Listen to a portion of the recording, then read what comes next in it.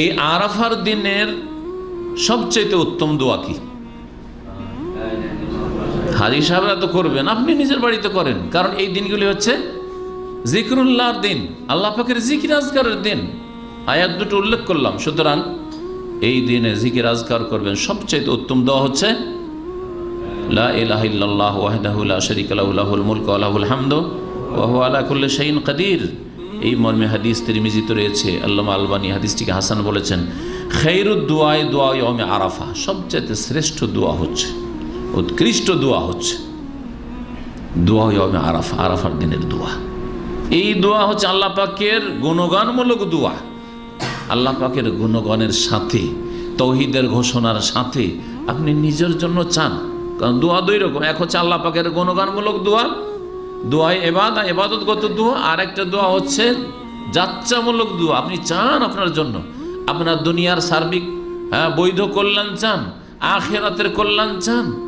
জি, জীবনের প্রতিটি ক্ষেত্রে আপনার যেসব ঘাটতি রয়েছে, ত্রুটি রয়েছে, প্রয়োজন রয়েছে, আপনার রবকে আপনি বলুন, পেশ করুন, নিজের ভাষায় পেশ করুন, খুশুর সাথে আল্লাহ পাক রব্বুল আলামিনের দিকে ধাবিত হয়ে পেশ করুন, ইখলাসের সাথে মনোযোগী। আল্লাহ পাক যেন তো খায়রুদ দুআ দুআ ইয়াউমে আরাফা ওয়া খায়রু মা কুলতু আনা ওয়ান নাবিয়ুনা মিন ক্বাবলি, আর সবচাইতে উত্তম দোয়া যে দোয়া আমি বলছি, নবী করিম সাল্লাল্লাহু আলাইহি ওয়াসাল্লাম বলছেন ওয়ান নাবিয়ুনা মিন ক্বাবলি, আর আমার পূর্বে যে আম্বিয়া রাসূলগণ তারাও এই দোয়া পড়েছেন। যত নবী রাসূল এসেছেন তারা এই দোয়া পড়েছেন।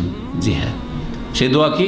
লা ইলাহা ইল্লাল্লাহু ওয়াহদাহু লা শারীকা লাহু লাহুল মুলকু ওয়া লাহুল হামদু ওয়া হুয়া আলা কুল্লি শাইইন কাদির। সকলের মুখস্থ আছে। আমি আশা করি যে এই দোয়া সকলের মুখস্থ আছে, কারণ আমাদের দেশে যে 5 কলমা পড়ায় দেশি তরিকায়, তার চতুর্থ কলমা এইভাবেই পড়ায়, তাই না? যদি ওই 5 কলমা এইভাবে, পহিলা কলমা, দ্বিতীয় কলমা, দোসরা কলমা, তিসরা কলমা, এগুলি আমাদের দেশীয় কথা, এগুলি কোরআন হাদিসের কথা নয়, কিন্তু কালমাতে যেই কথাগুলি রয়েছে সেগুলি কোরআন সুন্নাহর কথা।